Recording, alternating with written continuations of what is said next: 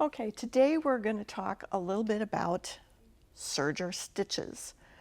I'm going to show you some different stitches. This may come out to you in a series so that you can watch one thing at a time and you won't get confused. Don't want to confuse you. All right, what I've done is I've set my machine up, and what I have is colored thread that matches the little colored beads, that matches the little colored dots, that matches the colors over here. So it should be easy for you to follow where the thread is and where it's going and what it looks like when we're done stitching it. All right, I'm working today on the Bernina's L890 QE. So it's a quilter's edition. It comes with several different feet than the regular L890. I've had my L890 for 2 years. So I've made a bunch of clothing. I've made some bags. I've inserted some zippers. So it's a very versatile machine, even though you think it's only for making clothing. It's not. I'm going to show you today a whole bunch of stuff. You'll really like it. I'm going to start out with what's called a 4-thread cover stitch. Cover stitch is used like at the bottoms of t-shirts. Everybody knows, looks like this. Stretches. Cover stitches are often used for stretchy fabrics, like at the bottom of t-shirts, like I said. This is a 4-thread cover stitch. You can see 3 threads on the top, and there's only 1 on the bottom. But it's the stitch itself that causes the stretching, not the thread. The thread is plain old cotton, 50 weight Aurifil. So we're going to do a little bit of stitching and I'll show you how this is done. I have a sample of stretchy fabric. I want to make a hem in my stretchy fabric. And the trick with cover stitch is you have to start and stop on the fabric. All right? I've had several people that we've worked with, and we keep bumping into the fact that people like to run this right off the edge. And what happens then is you break your needles. Don't want to do that.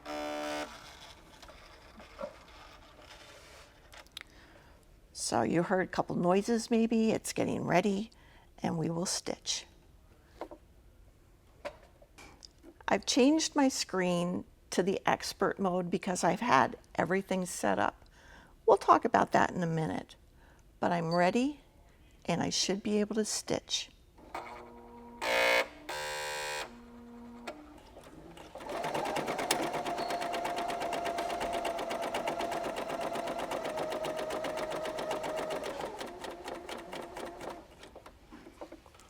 You can see I'm still just on the fabric. And I'm going to take my little tool and I'm going to catch these upper threads and I'm going to pull them out of the way. I'm going to cut them off. And then I'm going to pull back and to the left.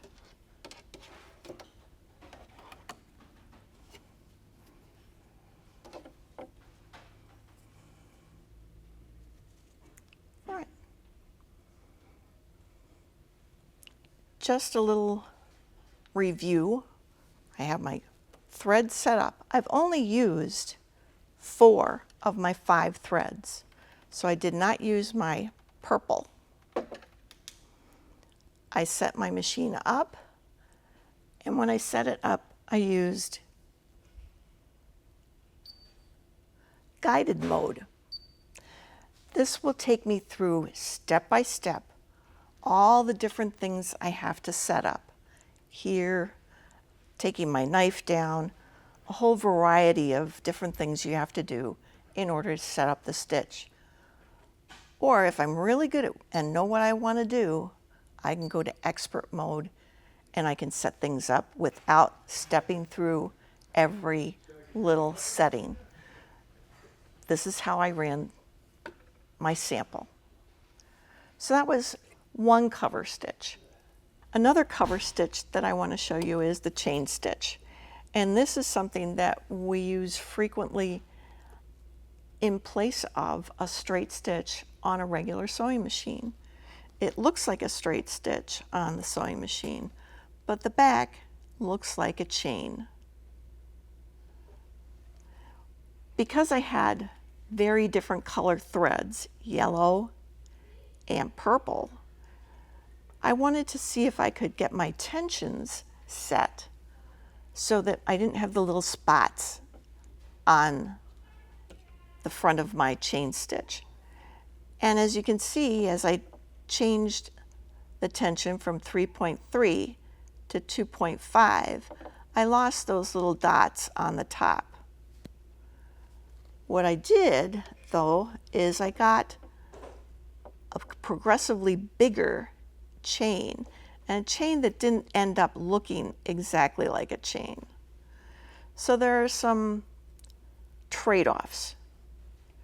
Usually, if you're doing a chain stitch on a project, you'll have a looper thread and a needle thread that are more similar, and you won't need to be worried about your tension. But as you can see, this is very similar to how we change our tension on a regular Bernina sewing machine. All right, put that aside. What I'm going to do now is I'm going to set this up for the chain stitch. It's a cover stitch. It's the number 16. I have it in expert mode. This should work well because I'm familiar with what I need to do. But I'm going to go back and I'm going to go to guided mode so that you can see how easily the machine tells you what to do. All right, I'm going to a 2-thread chain stitch. I'm going to lift my presser foot and I'm going to scroll. And I'm supposed to unthread some of the things that are already threaded. So these 3 things here. Zip. And what I'm going to do is I'm going to pull those threads out.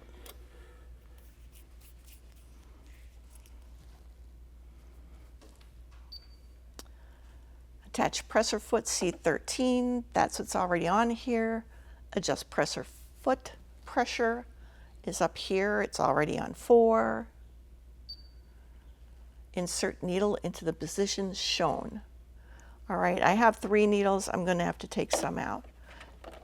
I open up my machine, which is very easy. I have my tools right here, and I can take out the 2 needles that I don't need. That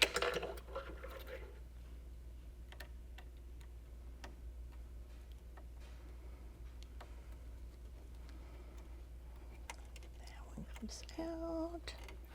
You try not to let them fall down in there. We have a little area for them to stick into, so when we need them again, they're right there. So I have my needle where it needs to be. My knife is deactivated. Activated, deactivated. I've adjusted the cutting width to 5. My cover stitch insert is on. My upper looper is already deactivated because I was using a cover stitch before. I don't have to worry about the converter. I'm setting my rolled hem selector to O, and now I can thread.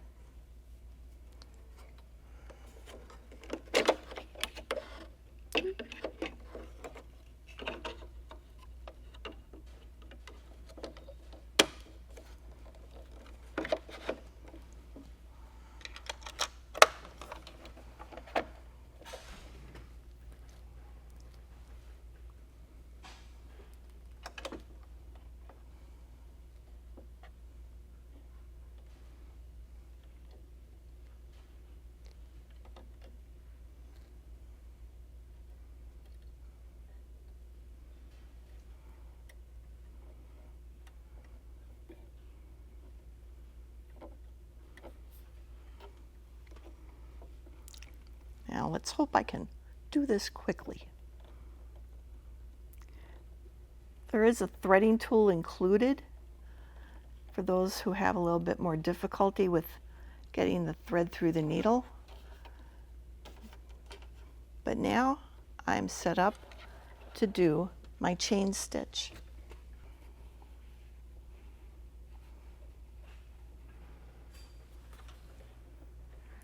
I start on the fabric,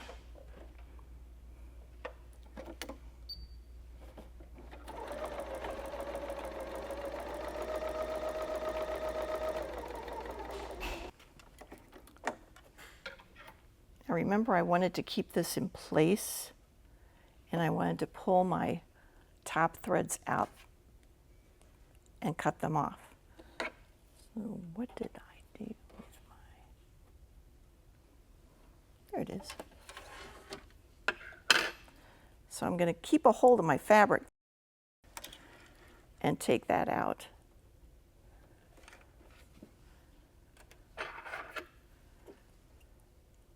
And cut it. I'm going to go back into the left.